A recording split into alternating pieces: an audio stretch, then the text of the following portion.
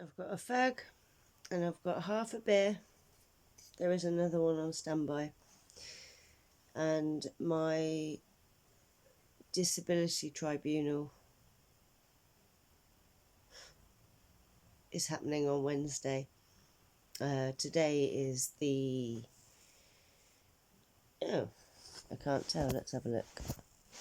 Oh, I can't tell from here either. I think it's the 13th or the 14th of December 2019. Congratulations, Boris, by the way.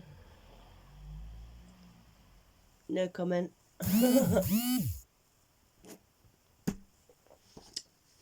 So yeah. Oh, I have handy tissues too.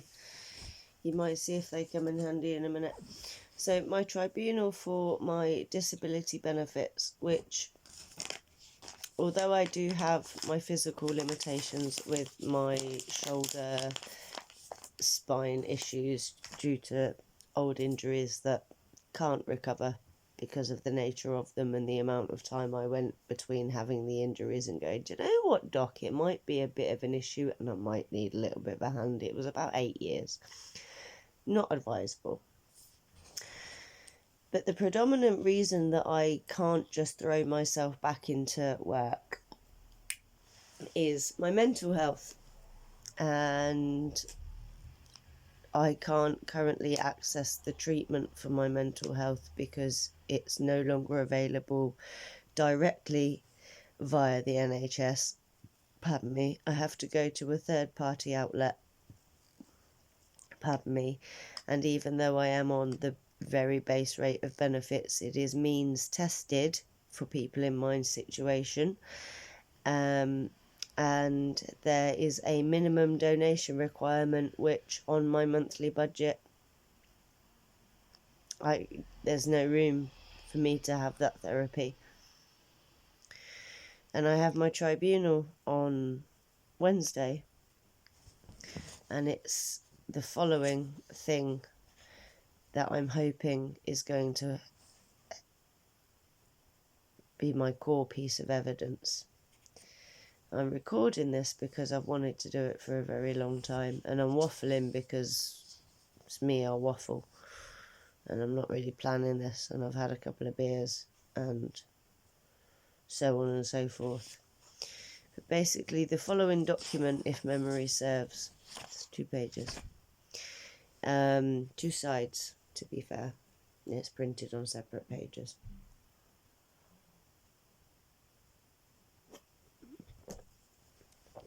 Well, it was produced on the 3rd of August 2015 because the date's on it. Administrator is as administrator does, there's a fucking date on it. It's a letter to my GP at the time.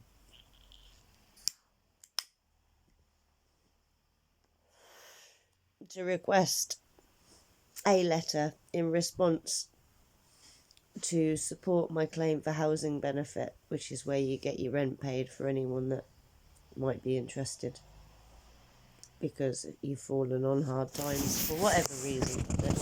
Let's move that, because I don't think that the onesie's not really doing it, is it? Now,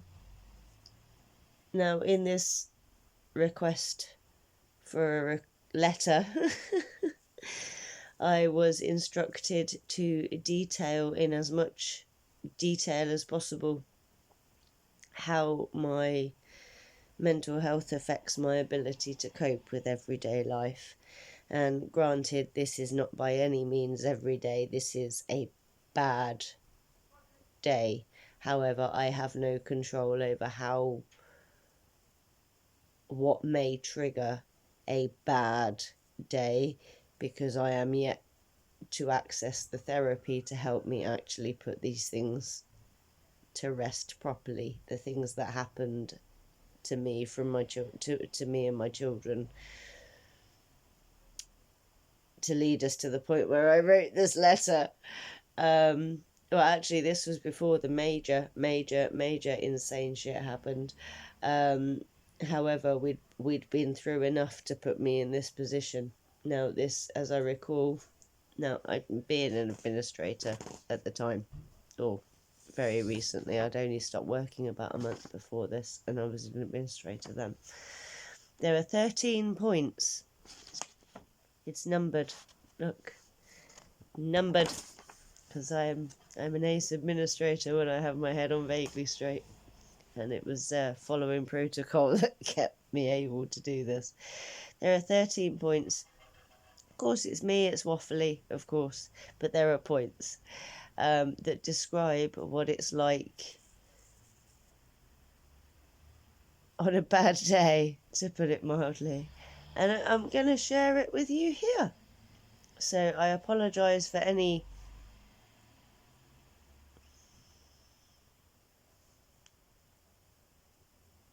emotional bullshit that's about to follow. I haven't read this in a very long time and it scares the living shit out of me. Woohoo! Righty-ho, I won't read the name, but it says, Dear Doctor, thank you very much for all your assistance. As previously discussed, I require a letter for our local housing application. That's the rent benefit. Below are the points which I need to raise, because this is what I was instructed to do. 1. I have observed changes in my behaviour which cause me to realise that I have not recovered following a car crashing into our house on the 19th of May 2014. I remember typing this, it's quite painful. I became critically aware of these changes and the potential implications should they continue unchecked.